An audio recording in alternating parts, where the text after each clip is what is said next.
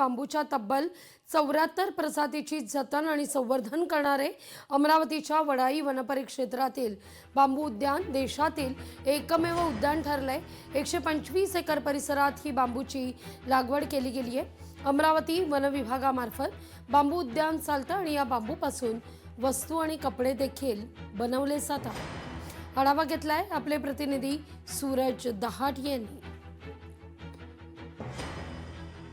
मध्ये आणि या ठिकाणी जर आपण बघितलं गेलं तर जवळपास तब्बल 74 प्रजातीचे बांबूचे देशातील एकमेव उड्डाण या ठिकाणी आहे। आणि या ठिकाणी जर पाहिलं तर वडाळी परिक्षेत्रात संपूर्ण हे उड्डाणाचा परिसर असून 125 एकर विस्तीर्ण जागा आहे। या संपूर्ण जागेमध्ये जर पाहिलं तर देश विदेशातील संपूर्ण बांबू आहे एकाच छायेखाली या ठिकाणी आहे। आणि यामध्ये जर पाहिलं तर पर्यटकांची सुद्धा या ठिकाणी मोठी अशी गर्दी असते। या संपूर्ण संदर्भाने आपल्यासोबत बोलण्यासाठी या ठिकाणचे वन अधिकारी आहेत।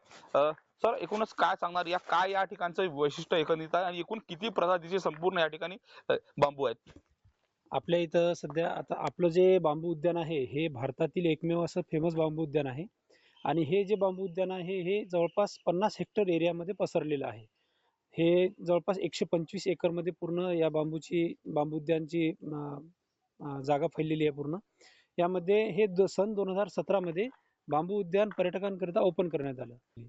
जसं भारतामध्ये 130 प्रजाती आढळतात, त्या 130 पैकी आपल्याकडे 74 प्रकारच्या प्रजाती आज रोजी आपल्याकडे अवेलेबल आहेत। आता जवळपास रिसेंटली एक 8 दिवसापूर्वीची गोष्ट आहे, इथं रशियन काही 5-6 महिला आल्या होत्या, त्यांना बांबू विषयी पूर्ण माहिती देण्यात आली होती या ठिकाणी।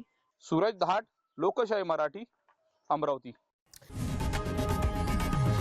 लोकशाही मराठी ऐका, पहा, जागरूक रहा।